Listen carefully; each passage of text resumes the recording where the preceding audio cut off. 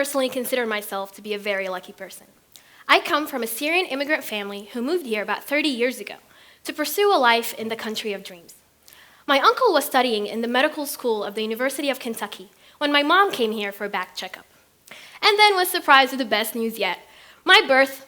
So about 40 days later, my mom, my dad, and baby me were on a plane headed back towards Damascus, Syria. And ever since that day, I remember spending every summer in Easley, South Carolina, and every winter in Damascus, Syria. About 11 years later, my parents get the green card, and soon after, the citizenship was theirs. In order to do so, though, they had to go through a very long process of spending about 2.5 years in America. So that I got to spend 6th grade, as well as my junior and senior year of high school in here, and got to learn all about the teenage life of American girls. My objective in this talk is to not protect one political side over the other. It is solely to open your eyes to the struggle of those inside of Syria. What happened in Aleppo has been happening in every Syrian city for the past 6 years. I was in 9th grade, eating dinner with my family in Damascus, when we were watching the news and we saw the very first signs of revolution in Daraa, which is where everything started. I remember being shocked, confused, mostly in denial, because there was no way Syria was in danger. There was no way I could be in danger, right? But unfortunately, we all were.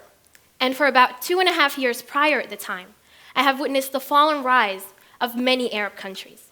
The one that struck me the most was a scene from Egypt, where a white van hit tens of protesters for simply being in its way. I remember things didn't really seem real, and I was always wondering why we weren't protecting the civilians.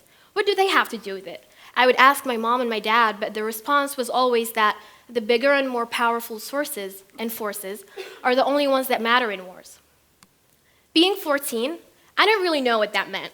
And now at 20, I am still confused as to why we do not pay attention to those who are struggling in wars.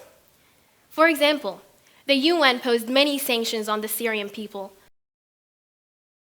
the Syrian regime in order. But little did they know, the Syrian people are the only ones who are being tortured and punished. Some of these sanctions include no trade is to happen between multiple countries in Syria, and no airplanes may go in or out of Syria from multiple countries also. If you truly think about these sanctions, you'd realize that the only ones who are being punished are the Syrian people. They're the only ones who are trying to have the luxury of living outside of Syria, or the luxury of even trying to go somewhere else and have the good life. When everything started in Syria, the revolution started as a renovation revolution and not as a way to get the Syrian regime out of power. But unfortunately, that also did not last long. People, unlike what the media may tell you, Syrian people do not actually hate the regime as much as you may think. When everything started in 2011, everyone was a rebel. Everyone wanted changes to the system, and changes were being made. Up until a couple months later, someone fired that first shot. The Syrian regime says it was the Free Syrian Army followers who were the main rebel bases at the time. And those people say it was the Syrian regime, but there's literally no way of finding out. And within 24 hours of that shot being fired, everything changed. Checkpoints were placed on each road by either side, and whomever has to cross those roads have to go through the checkpoints, no matter who they are. Last summer, when my mom and I went back to Syria, we encountered a split road, and at the end of each road, there was obviously a checkpoint. One road was completely plain, and the other was filled with Syrian flags. For some reason, we were like, let's go through the plain one. So as we were walking, we realized it was the ISIS checkpoint. And the terror we felt was unreal. We ran back and went through the government one because, believe it or not, they are the ones who have been protecting us for the past 6 years. What makes the Syrian conflict so unique is the little groups that are fighting against each other to see who's going to take power after the regime has fallen. Not one rebel base that is trying to get their point across and to do what they want and what they believe in. Because that rebel base was gone right after that killing started. No one was supposed to die. It was never supposed to end this way. Fast forward to March 17th, 2012.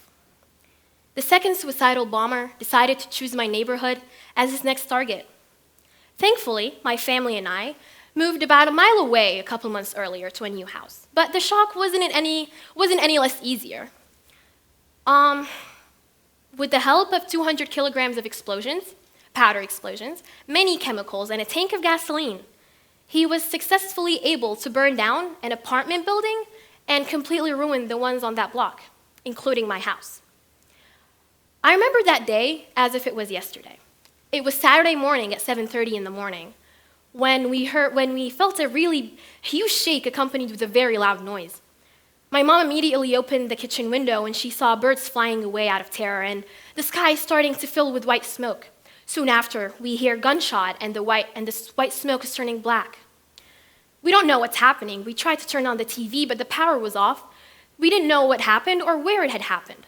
About 30 minutes later, my dad calls and tells us that the house that we lived in and the house we grew up in is gone in its entity. The terror we felt was unreal. I had never seen my dad shed a tear before, but seeing 30 years of his life work go to waste was not something he had prepared for. Bombings tore our country apart. It was the one thing we, the people, had wished that would never happen: bombs. When bombs happen, you are never truly safe, not even in the boundaries of your own home. They can hit anyone, anywhere, at any time. Now, a couple months after my house got blown up, we decided it was my parents' time to come move permanently to the United States so they can get the citizenship. So my junior year of high school, we packed everything we thought we may need and we headed out to America, the country of dreams. It was very hard to be excited when the only thing we felt was terror and fear. How are we going to be looked at? Are we the terrorists now?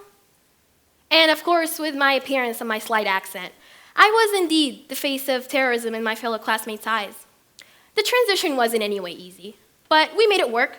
We smiled through our days and we just went along and tried to make it work. Up until one day, one of my fellow classmates said to me that they're going to push me off the stairs for not being an American citizen, which was kind of funny because I was an American-born citizen. I could literally be the president one day. I'm not even Syrian. I carry the Lebanese citizenship after my dad, and I'm American for being born here. I am Syrian by heart. Syria is my home in the same way that America is now. What right did that person have to speak to me like that?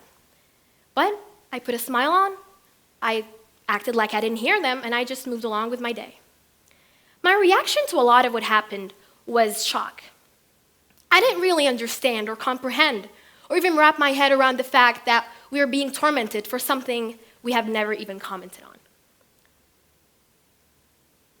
Now, refugees are a big topic of the Syrian crisis right now, and I'm not going to go in detail about what I think or the politics of it. I'm just going to tell you a couple of stories and leave it open to you, for you to decide what you think you should do and how you think you should view them from now on. Refugees are obviously people who are displaced from their own homes, usually due to war. There are two kinds of refugees, though. There are the people who stay inside and the people that leave.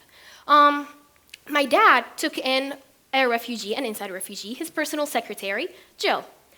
Jill was displaced from her home after ISIS went in and took over her neighborhood, out of nowhere. She became homeless immediately with her family for not having the same values as ISIS, for not dressing the way they wanted her to, which is to cover one's body from head to toe. She did not approve of that, and she had to deny herself, and she had to disguise and hide her identity just to go back home and to pick up some stuff that she needed to survive. Jill now lives in my dad's factory in the office because she has no other place to go. You see, Jill's problem is that she shares the same religious beliefs with Bashar al-Assad, which is the Syrian president. For that, she pays every day. She pays with her dignity, with her life, with her family, with everything that she owns.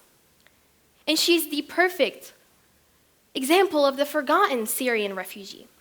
She has nothing to do with politics. She's never even commented on politics. She doesn't care what happens in politics. She was trying to live her life and keep her privacy when she was violated in every single way. She lost who she really was because of politics. There are thousands like Jill who are now just trying to get somewhere, trying to find a home, but they can't because either of their religious beliefs or political beliefs. But no matter what those may be, there is no reason for us to treat a human being in such a manner. We can't just they're just a human soul, just like you and me, who just happened to be at the wrong place at the wrong time. Unfortunately, Jill is not the only one. And war is a lot more complicated what the movies may show you.